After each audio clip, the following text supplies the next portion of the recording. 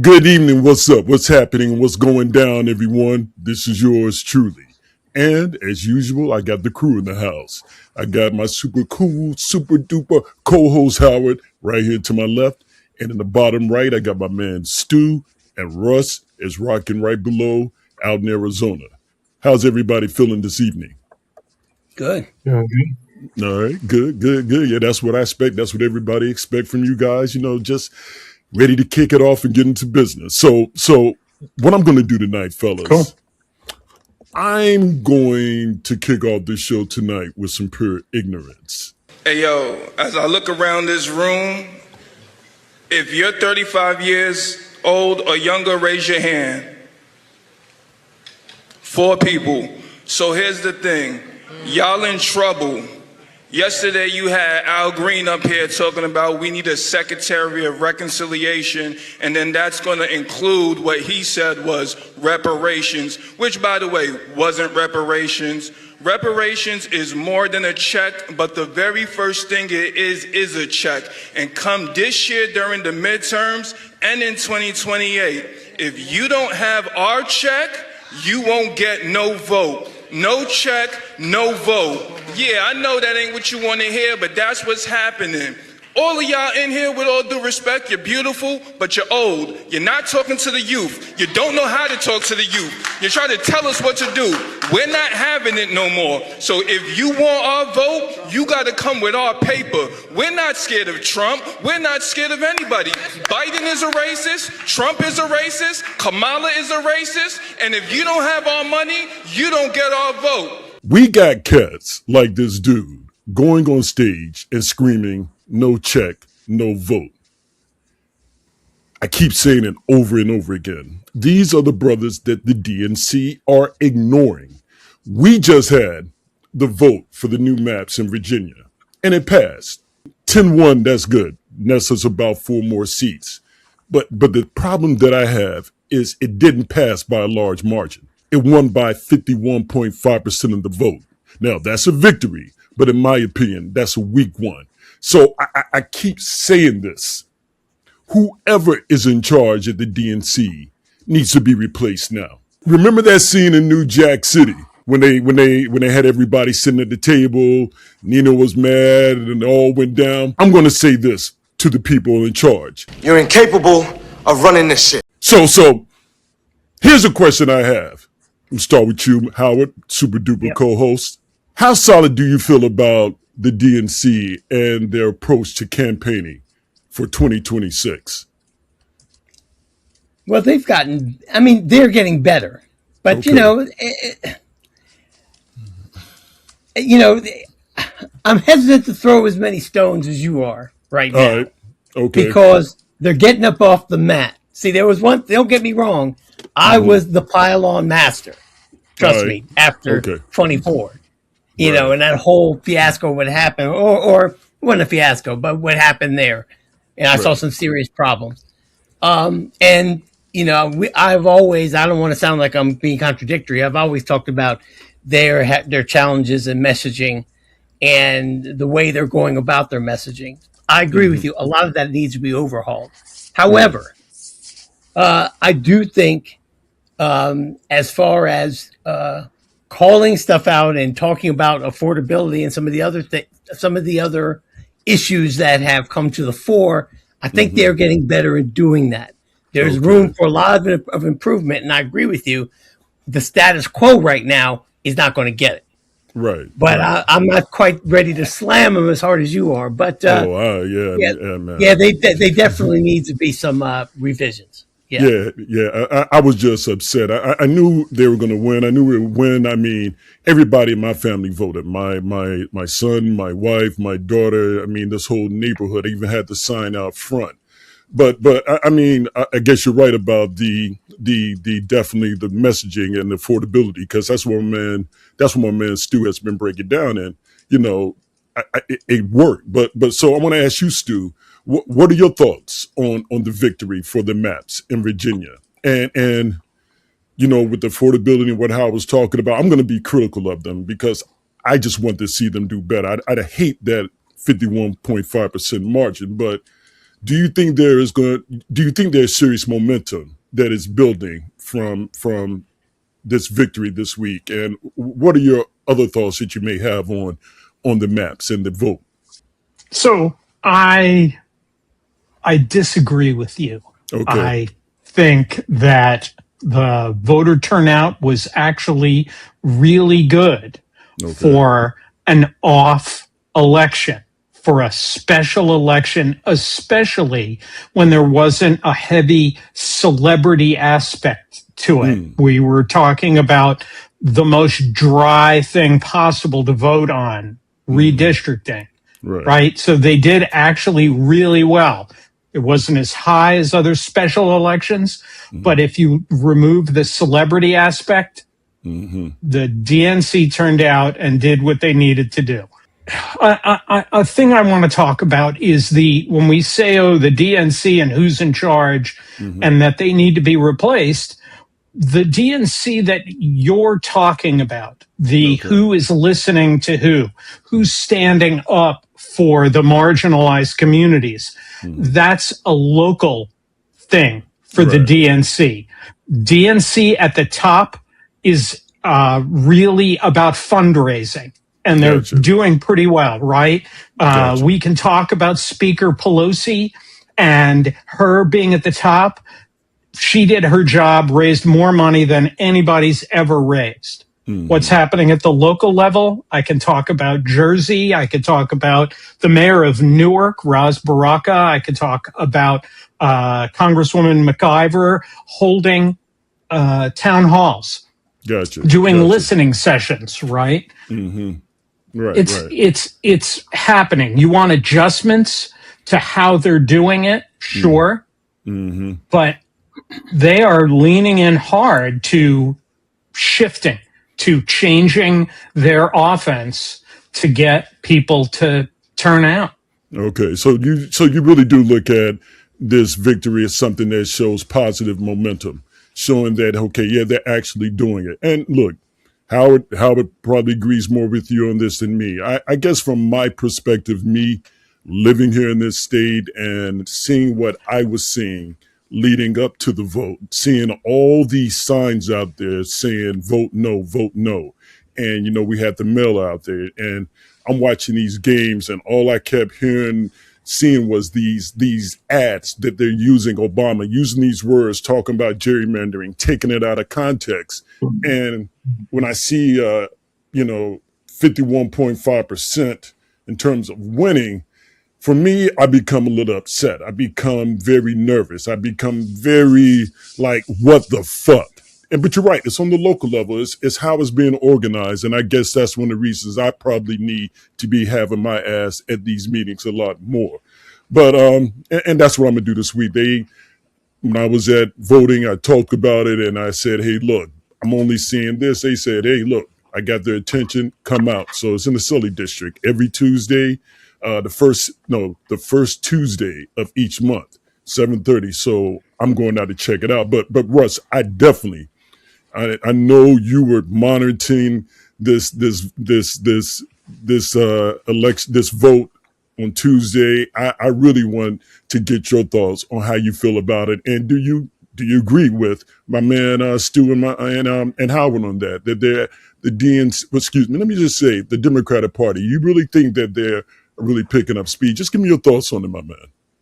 I do think we're doing a little better, but I think the Democratic Party needs to hire marketing firms to do their messaging because we get it wrong so much and we're smarter than that. Yeah. And we don't demonstrate it during the election cycle. Exactly. For the love of God, hire a marketing firm that knows how to market things. Like the best example was defund the police.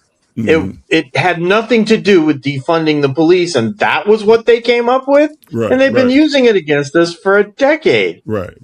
Come on, hire a real marketing firm, spend some of the dollars that we would spend on other things because it's worth it. They have way more money than we do. So we have to pinch pennies, but you don't pinch pennies on marketing when you need people to get out to vote. Right.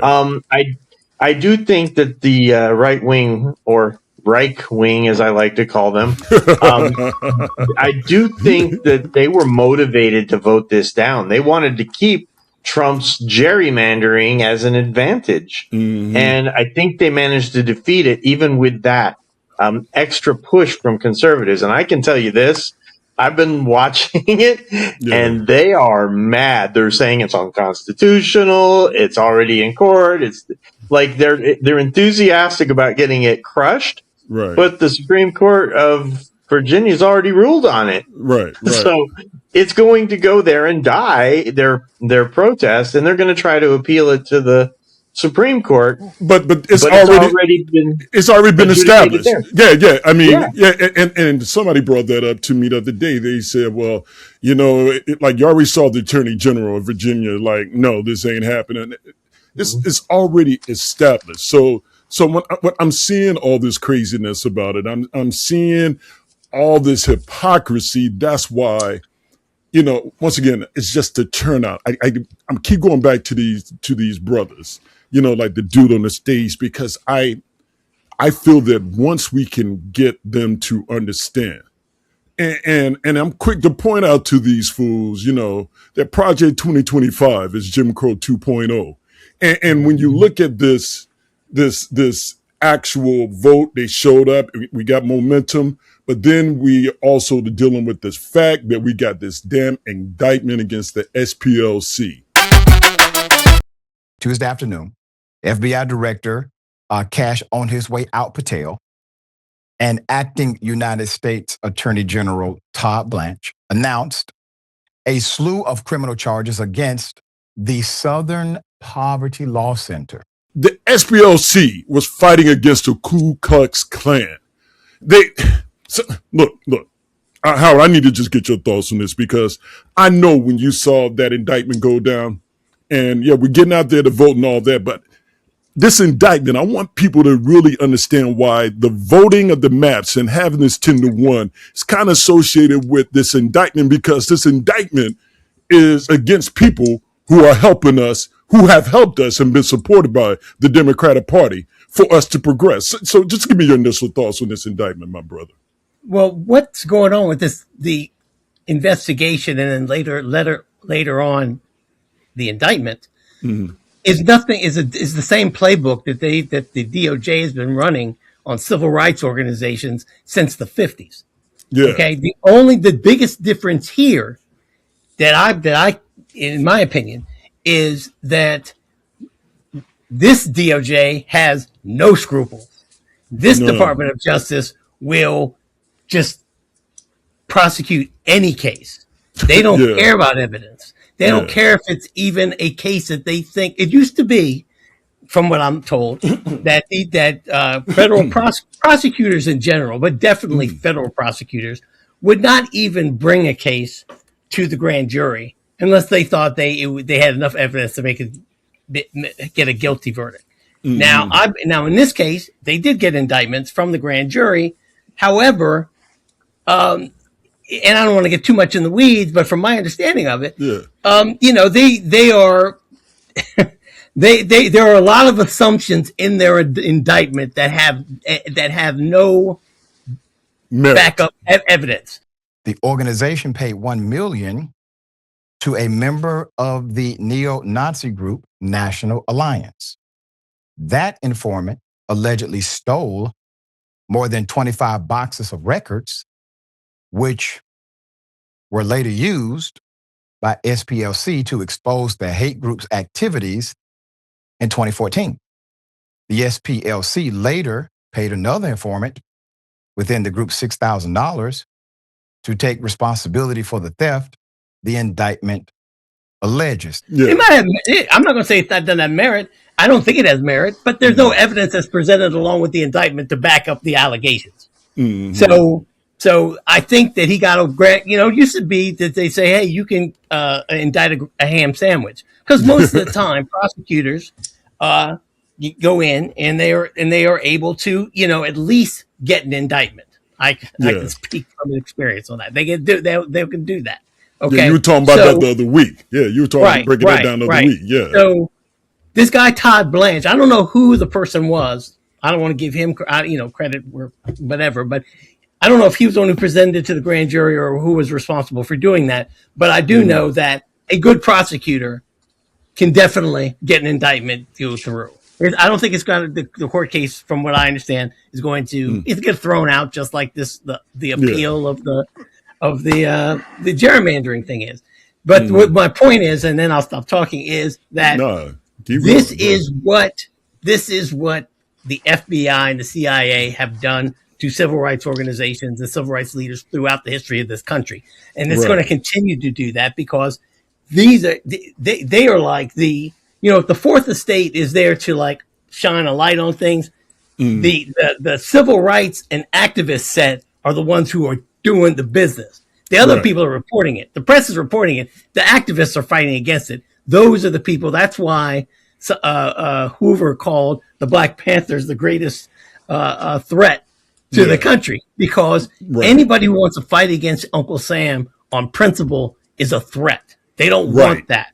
They do not want that. So this is expected, just like the president said in the clip that this was they're used to that and they're expected.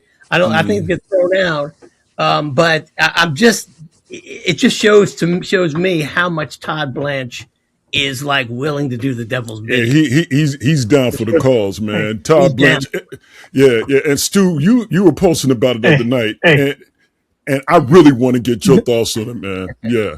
Listen, man. So no, they are not throwing it out, right? This is going all the way, specifically, and they're dumb, but they're not stupid, right? The DOJ knows what to put in the indictment. In this case, it's about bank fraud. And that language is enough that no judge is going to throw it out. They never have, because of that possibility that it really is bank fraud. And so they will always want to take it to the next stage, which is discovery. This will go to discovery. Okay. I now can see the that. issue. So the issue is, it's crazy. The naked white nationalist agenda, right? Like Howard said, since time immemorial, they have figured out who is opposing white folks in this country and go after them, right? The Black Panthers were giving kids breakfast. Yeah. We got to go after those people, right? What's happening? Yeah. Wait, the Second Amendment, well, not for you. Yeah. You're right. We know what's up. We know what's up. And so this idea of bank fraud is really crazy because it's how you do it, right? If you're an independent organization trying to infiltrate dangerous organizations that are going after marginalized people like the KKK, you can't infiltrate by walking in and saying, hey, we oppose the KKK. We want to do this thing in secret when you're saying it out loud. So you say, hey, we're got somebody with a lot of money and he owns car washes and he would like to join the KKK and he's got a lot of money to give. Oh, where's his money from? Well, car washes. And they investigate secretly and they find out, yeah, we see all this banking stuff for car washes, so he's okay. And the infiltration is successful. But when you say it's a car wash and it's not really a car wash, that's technically bank fraud. Now, since 1971, the Southern Poverty Law Center has been doing this exact thing, right? And everybody says, oh, what a smart idea. Thank goodness for the intelligence gained by the Southern Poverty Law Center. And the FBI says, thank you, Southern Poverty Law Center. You're saving us a bunch of work. You're sharing your intelligence with us. Now, the DOJ is saying, oh, they're not really car washes, they're lying, and they get an indictment. Yeah. And one of the things that I noticed that they were talking about in the indictment, that they are trying to say that they pay the KKK to do dirty shit. As the indictment describes, the SPLC was not dismantling these groups. It was instead manufacturing the extremism it purports to oppose by paying sources to stoke racial hatred. I want to make sure I understand. You're alleging that the Southern Poverty Law Center was paying the leaders of KKK and other groups to continue their operations? Is that? I'm not alleging it. The grand jury returned an indictment that says that. And, through money laundering, fraud, and all of that. And but the part that I'm finding insane about this indictment is that they're taking us for idiots, okay? I hear everything that you're saying, Stu, and I totally agree with you, especially the way they have the language set up. They're going after them, and this, like I said, Jim Crow 2.0, and they are really, really trying to push this indictment. And you're right, the language is funny, but for me, somebody who's looking at it, once it goes to discovery, it's getting thrown out. Because there were so many things that they talked about, the hypocrisy, what is done, what the FBI does, what's accepted. And you're right. They've been working with the SPLC. So you're so right. It just pisses me off that once again, these no check, no vote brothers don't see this insanity. What were your thoughts on it, Russ, when you heard about it? And what are your thoughts about how it's going to be approached? Okay, well, I have several thoughts on it. The first one is, no organization in American history is probably more responsible for the reduction in racism. Violent organizations like neo-Nazis and the KKK than the Southern Poverty Law Center. Mm-hmm. They are extraordinary and one of the best organizations this country has ever had. The purity of what they do to protect minorities in this country is extraordinary and should never be forgotten in history, because they have done more than even the Democrats have been able to do, because we haven't had enough power to do it at any point, which goes back to the voting. Right. The second thing I'd like to say is that they have better lawyers. They will defend themselves well. The people who work for that organization are extraordinary individuals, and they are motivated. So that's it. And then this just shows you how conservatism and racism are irrevocably connected. The fact that they're attacking this organization just tells you how strongly they feel about oppressing people who have pigment in their skin. Right. Because there's literally no other reason to go after this. And a final thought that I just thought of course they pay people. These organizations like the KKK, neo-Nazis, etc., they will kill you if they catch you infiltrating them to try and destroy them or diminish their power. So they should be compensated well. I heard one of them was compensated $1 million. I'd want $1 million if I was risking my life to put these bastards in prison. But that's my thoughts. And I do think it's going to end pretty well for them, but you just never know how this Supreme Court is going to rule on anything. Well, that was my point, that, they've been able to be as successful to it because the courts were there as the bulwark. The courts were the foundation. Right. But if the courts are corrupted, then we're in trouble. And that's my concern about this. If I was on Polymarket and making my prediction bet, I would bet that the government loses this case. But you never know nowadays. That's where it's getting kind of. But that becomes the issue, right? This isn't about winning the case. This is about the discovery phase. Man, guaranteed. I haven't been in these meetings with the DOJ, but guaranteed this is about burning the infiltrators, right? Burning the Southern Poverty Law Center, the informants, right? Good All point. of that comes out in discovery. And so one thing we're not talking about enough, yes, they have great lawyers. They have lawyers who live for this kind of fight, except because of the infiltration management, I want to point out that the case is over $3 million. That's what they're talking about. The DOJ is saying, well, they spent this $3 million. The Southern Poverty Law Center has dry powder in the number of approximately $700 million in a war chest. There is a solid chance that they just go to the government to settle with, here's $3 million check, here's a $5 million check, we're really sorry. And then they're done, and then they have not revealed anything in discovery. Going the other way, they can do it. They can say we're going to lose some good informants through discovery and it's going to be hard, but we have plenty of money and we need to do the right thing. And so we're going to fight it in court.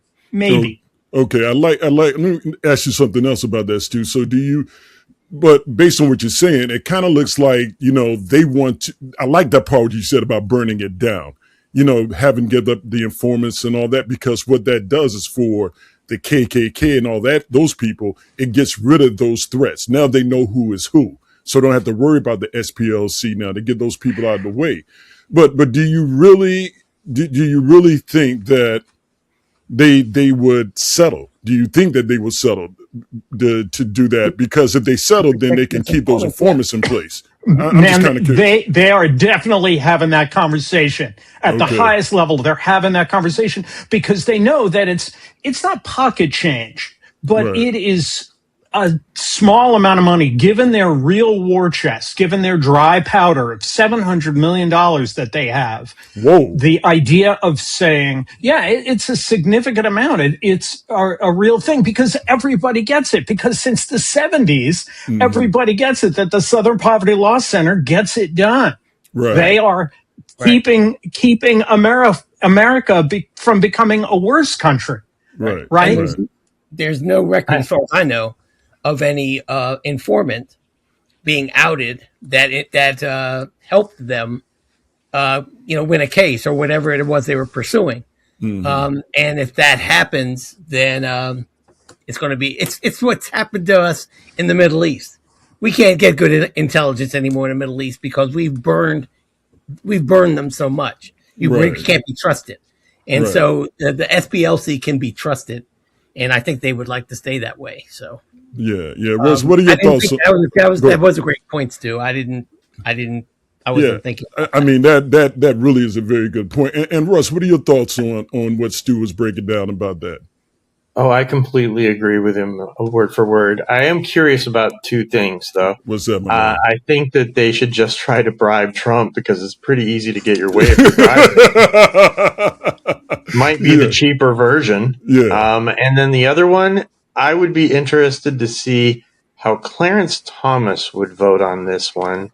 And because I feel like Clarence Thomas, if he had the opportunity, would reaffirm Dred Scott. So... he probably would. He would. I have no doubt of what side of this Clarence Thomas will come down on. I know, right? Thomas is a self-loathing. That's what it is. It really is. It really is. And what's so important about what's happening, I mean, you guys broke down the importance of the SPLC and what they've done, how they fought, how they're able to win. I mean, it's kind of like the Justice League in a way. You know what I mean? They're with their lawyers, these people that know how to handle this. And this is when, once again, going back, I'm trying to emphasize this in tonight's show. The no check, no vote brothers need to be paying attention to this. And this is when I need people to be paying attention to PBS, NPR, BBC, C-SPAN, real independent media where people are credible and they give you the facts, because legacy media, they're not going to get this right. They're not going to cover the proper way. They're just going to ask stupid questions. And once again, this is why I'm going to continue to be hard on Abby Phillips. This budget probably makes, the White House feel good, but I can't imagine that a lot of Republicans who are running for re-election back home right now are feeling great about it, because the headline is not great. More military spending, for more wars, less money for you, for healthcare, for housing, for heating your home, etc. She's too forgiving for me, and she lets too much BS to loom and fester during the show. It might not be politically palatable, but that is precisely why we find ourselves in such a horrible national debt crisis. I remember back in 2011, then Indiana Governor Mitch Daniels spoke at CPAC, and he called what was then $15 trillion in debt the, quote, red menace. And today it's $39 trillion in debt. Look, it's the main reason I had to drop this clip of some fools on Abby Phillips defending the policies of the occupant. And the only one is that brother I had on there, Isaiah Martin. I always laugh whenever I hear conservatives talk about the national debt, largely because if they really wanted to address the national debt problem, they would have done that in the big, beautiful bill. $3.4 trillion worth of tax cuts that they literally approved with the passage of that legislation, that they had the opportunity to just simply not let go forward. But the bullshit that they let go on and on and on, it just fucking kills me. So this is what I wanted. I want to get your thoughts on this, fella. Yeah, I got a big problem with Abby Phillips, and I can go into that more, but it's intentional. It's intentional. It's not even Abby Phillips is weak or makes mistakes or something that we can try to find a way we want to forgive her. It's intentional. The network tells her what to do, and she does it because they know that Trump is where the money's at for advertising, for CNN, for any of these networks. Right. But the problem I have is that she's a black woman, intelligent black woman, and she's compromised herself. And this is what makes it hard for us to really get anything done. Even just because the wealthy are getting some of these cuts does not mean that some $1 trillion is some of these cuts? Yes, they also pay a disproportionately higher number of raw dollars. So back to the budget for just a moment. The tiny violin for the billionaires right now. Look. That whole thing when they're talking about the taxes and the dude is trying to say, he cut taxes. You're all about affordability. I'm so tired of that bullshit. Just festering, man. It doesn't help us. Russ, when you saw that dude say that, the GOP benefits from some of these policies. Yeah, that's how I was. Give me your thoughts on that nonsense, because the economics are there, and I want you to just break down how much bullshit was coming out of that dude's mouth. It was 100% bullshit. Not a word of what that idiot said was true. So the first thing, my biggest coined phrase that I use when discussing the economy is regarding the national debt. I only call it one thing. The amount and what it is. It's the $39 trillion Republican national debt. Not one penny, not one policy has contributed, not one Democrat has contributed to the $39 trillion Republican national debt. When Bill Clinton left office, there was a surplus of $256 billion annually. That's $250 billion. Had Gore taken over and then Hillary after him, we would not have a national debt today, because it would be gone just with the $250 billion paying off the 11.9 trillion, or no, it was 5.5 trillion when Clinton left office. 8 years later, it was 11.9 trillion when Bush W was handed us $250 billion surplus. So when they call it the national debt and act like it's all of our responsibility, that's a lie. And when Republicans create tax breaks, they only care about the wealthy. They give breadcrumbs to everyone other than the wealthy, and so they can say, "Hey, we lowered everyone's taxes." But don't forget, Trump has a 15% sales tax via tariffs on every country. So no matter what you buy from another country, you're paying a 15% sales tax because corporations don't eat that. They pay it, but they're the ones that are going to get a subsidy. It's not going to be us. It's just ridiculous how people will listen to that. I wish I was on there. Isaiah's amazing. I think ultimately what's happening in this country is exactly why the Republican Party is seeing disastrous numbers overall, why Trump's approval rating is as low as it is. He promised no new wars. He promised that he was going to invest in America, but that did not happen. While people have their healthcare premiums going up by more than 26%, the wrong message for this country is telling them that they need to defund their healthcare and everything else. I've been watching him for a while now. Yeah. That dude is brilliant and on target, and he does not waver from the truth at all. But he needs a partner, somebody like me, and it doesn't have to be me, but who knows the statistics, who knows the actual information to back him up and call those people out. Because if I was on that show, I would have no problem saying you're a freaking liar. Yeah. Not one of your policies has ever made a difference for anyone other than the obscenely wealthy. Exactly. So we just need more people like Isaiah out there,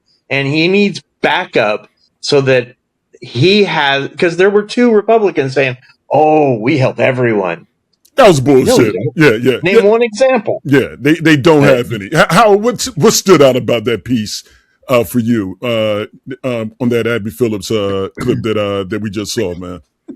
Well, first I could picture your head exploding while watching Abby Phillips, because now I'm not as hard on her as you, because I understand what her function there, and she's trying to be a facilitator and a mediator, and even though she doesn't call people out as aggressively on their BS as we might want, she also has to be able to fill the conservative seats every show as well. And no one's going to come on that show if she just blasts them off of the stage.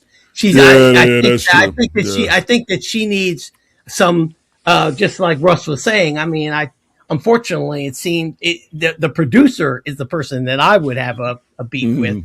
That they should get some stronger people in those seats around Abby that can push back, because that's what they're on the show for. Abby's not on the show to tell them you're a liar, you don't know what the fuck you're talking about. The guests are on the show to look at the guy across the thing and say that. So that's what they should be doing. But as far as what was happening on that show, the lie that's been told since, well, the first person that in my lifetime that got traction telling the lie that if we cut your taxes, you will have more money to spend was Ronald Reagan. Was the Reagan administration? Trickle down economics. Riding that lie forever, because yes, the rich benefit from those tax breaks, especially in the Trump era. Overwhelmingly, it's just ridiculous. Right. However, let's just concentrate on the everyday taxpayer. I guarantee my lived experience is that any money that I might recognize that I paid fewer taxes in the year before, I have paid more money out because of Republican policies, whether that be in the form of inflation or whatever. We continue, that's my frustration. We continue to allow them to sell to the American people, just like that guy was saying, it's my money to spend, not the government's money to spend. Okay. Yeah. So we'll give you $100 more a month. You'll get $1,200 more a year. What are you going to do with that, buddy? You know what I mean? It's just ridiculous. So I get really upset about that. That main lie, the trickle down stuff, which now I'll give you this. Abby should have told that guy who was sitting to her left, the other conservative with the black hair. That guy gets on my fucking nerves. That the job creators and all that stuff. That's the stuff that gets me. That's what gets me, because it's like, no, what they do is take that money and invest in technology that helps them be more efficient so they can fire more people. That's what they're doing with that money. So their profit margins can get larger. But she didn't say that. So anyway. But it's that's why it's a show. I mean, they like, to go back to what Stu was saying, they put Abby, it can't be the let's blow up every Republican that comes on the show, because then no one will come on the show. But it's I'll tell you this: I like Abby Phillips better than Bill Maher. So you know what? I'll give you that. I give 2 thumbs up if I could. I give Stu. It's like you were. Stu, like there's something else you want to add to that, man. Yeah. So So, a couple of things. First off, the idea you're paying more because of Republicans. There's math behind that. Yale, there's some other independent budget analysis schools. Yale Budget did an analysis. Republicans give you money, right? They give you, say, $800 as a check, right? For every dollar that those tax breaks the Republicans give you, for every dollar that they give you, you turn around and pay $7.25 in all of the costs because of Republican management, whether it's infrastructure or whatever, right? So for every dollar, you're handing back $7.25. So there's that part of it that we don't talk about enough. And I feel like you want to talk to voters, that's an easy thing to talk about. That when you vote Republican, it's costing you real money. Yeah. The other thing I want to say, people defending Abby Phillips, I don't even watch CNN, right? CNN is run by David Ellison, who is the son of Oracle's Larry Ellison, right? Yeah. David Ellison is a staunch Trump supporter. Yeah. They at CNN have a very clear intention of making Republicans look good because the wealthy benefit from Republicans. So none of it is to be trusted or respected. If she wants to do the right thing, she should quit, go work for PBS, go work for the Associated Press, go work for somebody independent who's doing real journalism. Exactly. Yeah. Happy to watch her. Yeah, and that's what you just said, Stu, is the main thing that I try to get across to brothers. Look, presenting the facts by the media is important. And how that also intertwines with how people pick and choose who to be mad with, and also how to follow and understand policy. You know, and like you just said, Abby does that because, bottom line, it really ain't her show. Like you said, Ellison is making that happen. And for me, man, it's just tough. It's just tough because you try to talk to brothers, you know, about the issues and all that. And then, you know, Ellison, these guys, they use people like Abby Phillips to say, hey, look, listen to her. But when she's up there allowing that stuff to just go on and on and on, it really doesn't help us. And like you said, Stu, it just gets to a point where sometimes, I guess that's why I don't get the contracts that I should be getting in DC, because I do have a moral ground that I'm just not going to do shit just to be doing shit. And you know what? That kind of leads me to the next thing I kind of want to talk about. I have a really quick comment and Go ahead, man. Okay, so the comment goes back to something Howard said, the fourth estate. The fourth estate has gone bankrupt and has been foreclosed on, and it's in receivership right now because we don't seem to have one anymore. And the question I have for each of you is, how many jobs do you think have been created by tax cuts for billionaires? Zero. It's been negative. Zero. Yep. Yeah. Negative. Yeah. Because think about it. Since January of 1989, George Herbert Walker Bush's first month in office, Republicans have held the White House for just over 17 years, and they have lost jobs during that 17 years. During the same span, Democrats have held the White House and have created 52 million jobs. Yeah. Liberal economic policies, Keynesian economic policies, works when you have capitalism as a component. No other system does. And jobs are created. We also have had plenty of recessions from trickle-down economics. In the 20s, it was called laissez-faire, and then it was called trickle-down economics by Reagan. And the only smart thing I ever heard George Herbert Walker Bush say was calling it voodoo economics. And it has never worked, and it can't, because what happens when you give tax breaks to the wealthy is it removes the currency from our money supply. And when you shrink the money supply, the economy slows down and job loss occurs. Right. That's a fact. It happens every time. And yet they keep doing it and just rebranding it as the next, hey, you're going to love this. Billionaires are going to give you a job. Yeah, and that's bullshit. And then the company recently who received tax breaks, they're getting ready to lay off some people. It keeps happening over and over and over again. So, but, you know, I want to jump over to one last thing before we close out. And it's that interview, Dave Chappelle on NPR. U.S. intelligence did make it clear that they believe that the Saudis killed Jamal Khashoggi in the embassy in Turkey. And you knew that when you went, right? Oh, absolutely. Now, You I should tell you. You had no qualms? I won't say that. They asked me to go years before that. And I said no for that very reason. Since that time, the United States government does business with the Saudis. Netflix does business with the Saudis. Everyone. The Saudis finance tons of movies. All these, I know, I see them financing boxing matches and all these things. And none of these things were an issue until I went there.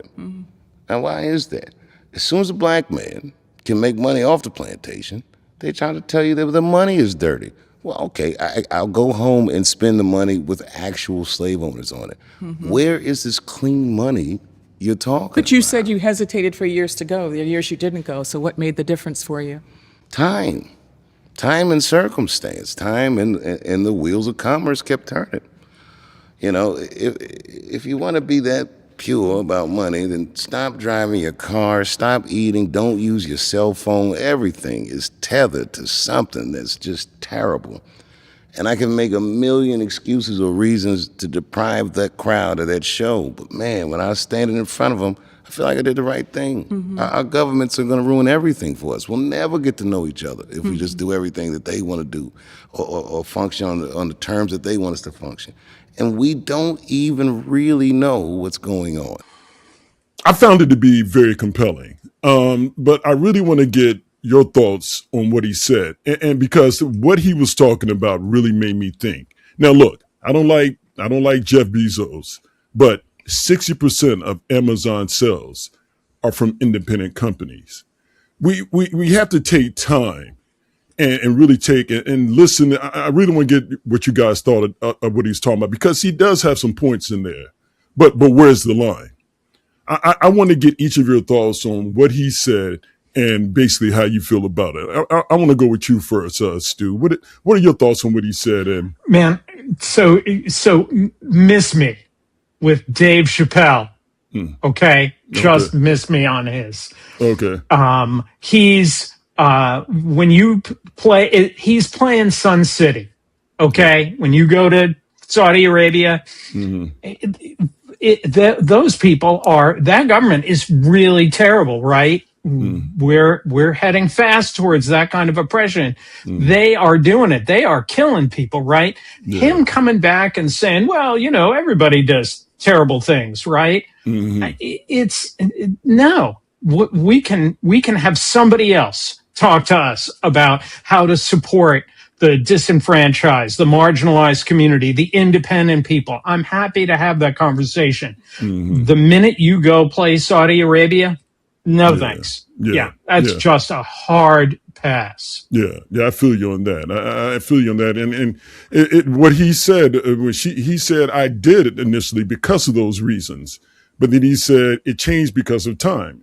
And he brought in the money aspect, how capitalism keeps working. What were your thoughts on it, Russ, when you saw that? I think it's very important to get people's perspective on this, because this is the only way we're going to be able to see about progressing forward, because I'm with Stu on that. Like I said, there's some thin lines on that. He has a point, but damn, this country is still beheading people. And I just have a hard time. What were your thoughts on it, Russ?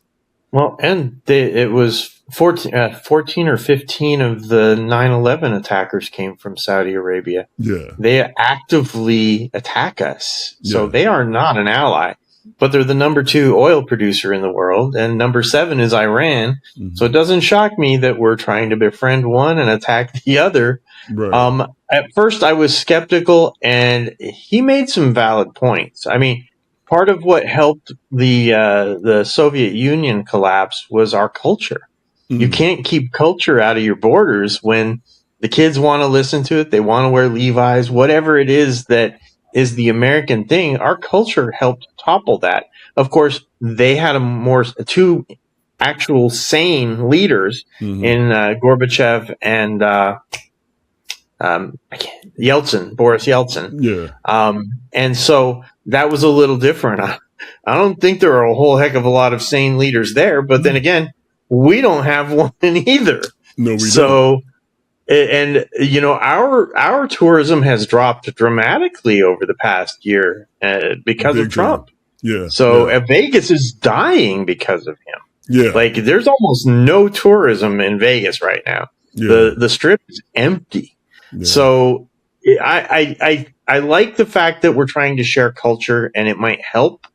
I just don't know if it's the right country. I do remember Gabriel Iglesias going to Qatar a few years back, and he was just overwhelmed by how friendly everyone was and how they laughed at his humor. And he was commenting about bringing people together.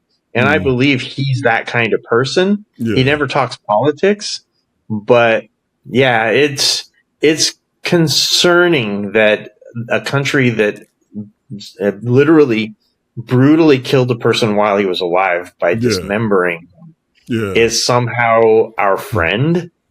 We have the wrong friends, and right now we're the wrong friends. So, and he's talking to the guy with MBS. That's the guy who did it, and it's very hard to look past that. Now, Howard, I know I got to hear what you thought about that, because I said I wonder where Howard, how he feels about this. Kind of two, and not 2 points of view, but 2 things. One is, first is, Dave is. I'm from DC. I'm from I live in Silver Spring, Maryland. I'm in DC. I'm in the DC area. Dave Chappelle. I've never met Dave Chappelle. Never met Martin Lawrence, but I mentioned those 2 because both those comedians are from this area, and Silver Spring, we know mutual people. But I don't know either of them. I make that clear. But the people I know that they know, I feel like I kind of know what Dave Chappelle is like. Okay. I kind of, as far as his roots here. Okay. So I can understand his point of view, where how he came to the conclusion that, man, these people are out here getting this money. And I guess it's cool to get money from Saudi Arabia now because everyone else is doing it. So I don't see why I should say no anymore. Yeah. Okay. Yeah. I don't agree with that thought. I'm just saying I understand how we got there. Right. And not without being a total ass. I understand how we got there and thought that it was a good decision. Right. I don't agree with the decision. The thing that I was hoping he would say that would have made it all right to me is this. If he went over there, because I don't think Dave Chappelle needed the money. No. If he needed the money, I would totally understand. If it was like he, blew all the millions of dollars he had, I understood if he needed the money, but I don't think he needs the money. But if he had said, yeah, I went over there and the money I made over there, I gave it to groups that help LGBT and women's organizations that are being terrorized in Muslim countries. If he had done that, I'd have been like, "Oh, cool." Oh shit, yeah. They'd be like, "Okay, that you flipped it on them." Yeah. Be like, "Yeah, you flipped it if on he's them." like, "I'll take their money and I'll perform over there because everyone else is taking the money, but I'll take this money and I'm gonna use it for good." That would have been okay. But he didn't say that. He just said, "It seemed to me," he was just saying, "Well, fuck it, everyone else taking the money, so I'm gonna get broken off too. Break me off too. I'm Dave Chappelle." Yep. And he's looking around at these lesser comedians making this money, and he said, "I'm gonna get some too." Well, I couldn't agree with that. Right. However, like I said, I know where Dave's from. We're from the same place. And also, here's the other thing. And I'm not giving him an excuse. I am not. I'm just saying I've listened to enough of these people talk to imagine that there must be something happening. And I'm old enough now to where I've met people or know people who, before they reached celebrity, and then after the fact, after they got to the realm of celebrity, and that it does something, I think, biochemically to some people. They're like, yeah, this money They're in a push you. different world. Yeah, and I'm not giving them an excuse. I'm really not. I'm telling you, it's a human thing. I've seen some. It's just a, it's just something. I don't know if we're looking. We can see it very clearly. I'll put it that way.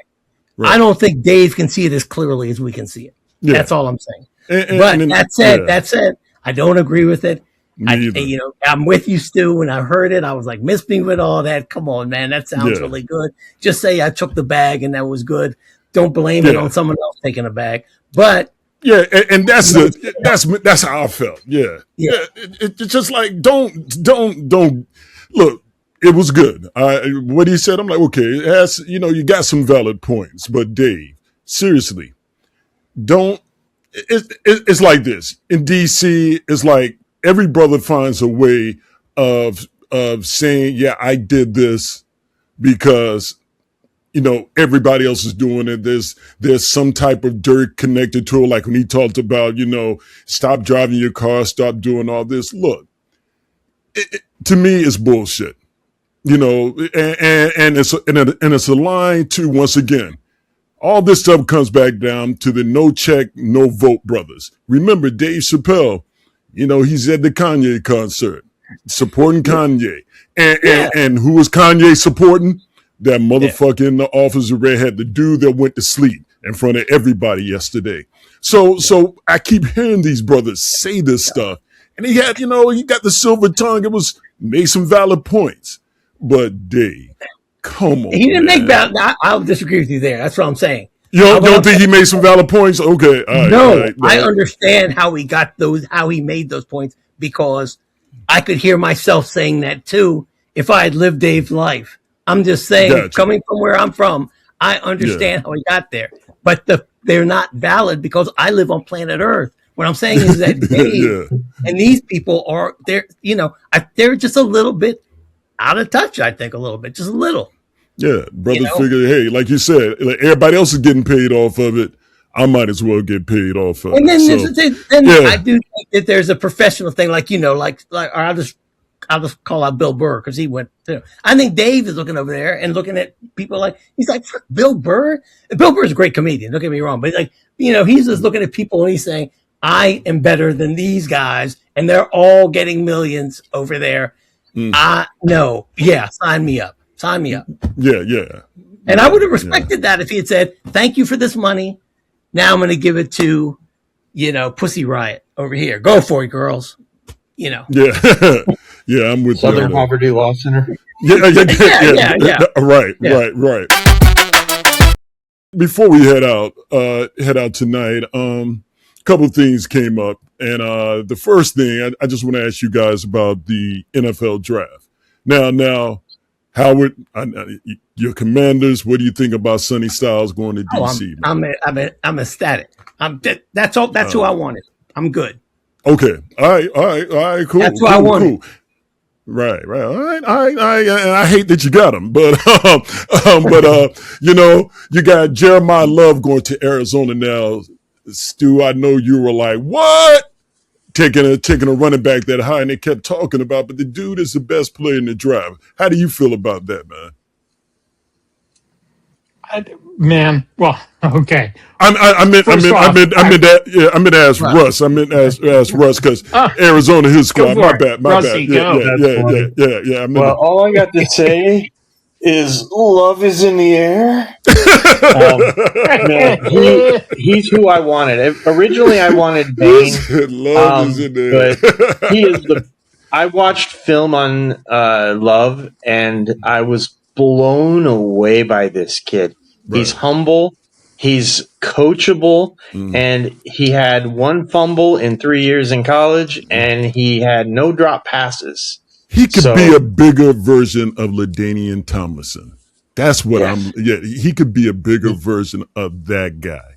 And if he learns how to do the jump step, then he could be like his idol, who was Barry Sanders, right? Who's the greatest football player I've ever watched. I have Barry ranked as #1 all time because he never had a quarterback or a wide receiver. Right. He did it all on his own. Yeah. And, if he can be 95% or even 90% of Barry, right, it's going to be a really nice time. I'm not used to the Cardinals drafting the best player. Like, I don't even know how to feel about it because I'm going to be watching Kyler Murray in Minnesota too this year. Love is in there. Wait, are you trying to win me back?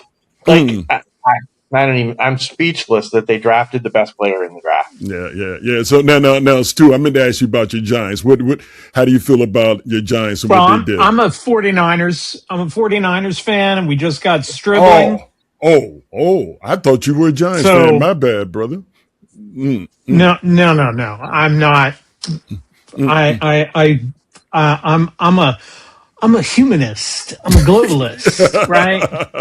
Wherever the love is, right? San Francisco's always about the love. So, all right.